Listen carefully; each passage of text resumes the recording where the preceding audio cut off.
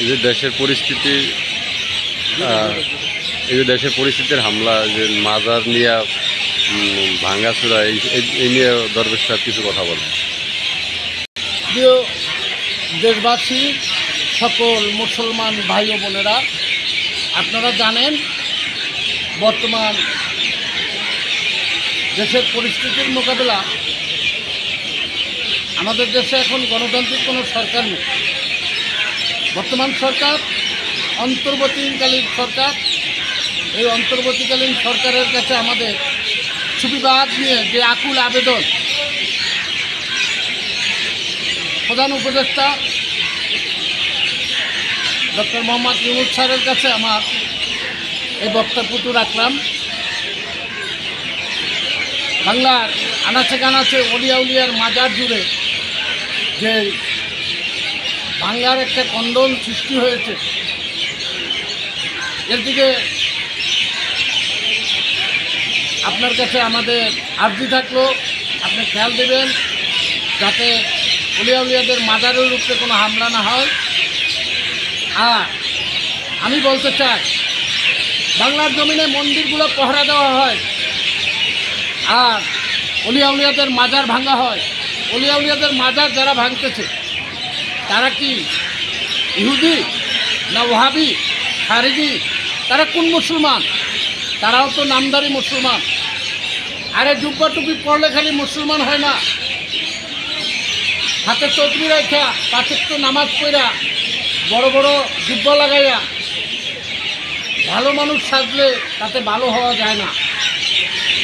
অলিয়া উলিয়াদের সহবাস না পাওয়া পর্যন্ত আপনি কোনো রকম কামেলের পথ অবলম্বন করতে পারবেন না।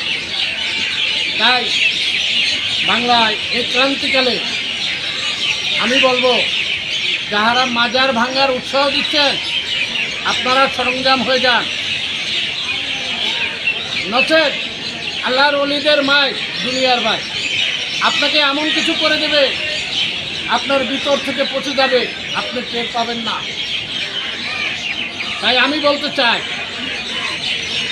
আপনারা যারা বাংলার এই যে কিছু মোল্লা মুন্সি একত্রিত হয়েছে, আপনারা কি জানেন আপনাদের কতটুকু অস্তিত্ব আছে?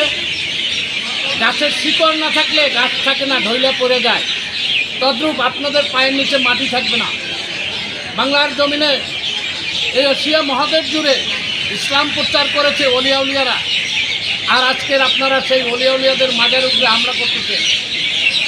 আমি বলতে চাই, আপনারা সকলের সরঞ্জাম হয়ে যান। আর অলি আল্লাহ যদি কোনো রকম আপনাদের সঙ্গে সংগ্রাম, অলি আল্লাহ উপরে আঘাত আনেন, তাহলে আল্লাহ নিজে আপনাদের বিরুদ্ধে সংগ্রাম ঘোষণা করবে। ওই সংগ্রামে আপনারা দাঁড়াইতে পারবেন না, দইলা পড়ে দেবেন। তাই সকলের কাছে আমার, বাংলার প্রধান উপদেষ্টার কাছে আমার আকুল আবেদন থাকবে, আপনি এদিকে একটু খেয়াল দিবেন, সুবিবাদের দিকে আপনি নজর দিবেন। আমরা কোনো মারামারি কাটাকাটি বিশ্বাস করি না। আমরা বিশ্বাস করি প্রেমে, আমরা বিশ্বাস করি ভালোবাসায়, আমরা বিশ্বাস করি অলিয়া উলিয়াকে। আমরা ভালোবাসি আমার মাকে, ভালোবাসি বাবাকে, ঠিক তদ্রূপ একজন মুরব্বী বা অলিয়া আল্লাহকে আমরা ভালোবাসি। তাই আমাদের ভিতরে কোনো কুন্দন নয়। যারা এখনও বাতের দলিল নেন নাই, অতি শীঘ্র আপনার মনের মানুষ চিনে হাতে হাত রেখে তওবা করেন, তবে হবেন আপনি মুসলমান। আরে মায়ের গর্ভের থেকে জন্ম নিয়ে আসলেই মুসলমান হয় না, মুসলমান আপনাকে হতে হয়। এই বলে আজকের এখানেই রাখছি। প্রিয় দেশবাসী, যারা সুবিবাদের পক্ষে, আমার এই কথাগুলো আপনারা শুনবেন। যদি আপনাদের কাছে কথাগুলি ভালো লাগে আপনারা লাইক দেবেন, শেয়ার দেবেন। আর যদি আপনাদের কোনো প্রশ্ন থাকে কমেন্টে জানাবেন। এই বলে এখানে শেষ করছি। আসসালামু আলাইকুম ওয়া রাহমাতুল্লাহি ওয়া বারাকাতুহু। ইয়া মুর্শিদ ওয়া আল্লাহ, আমিন সুবহান।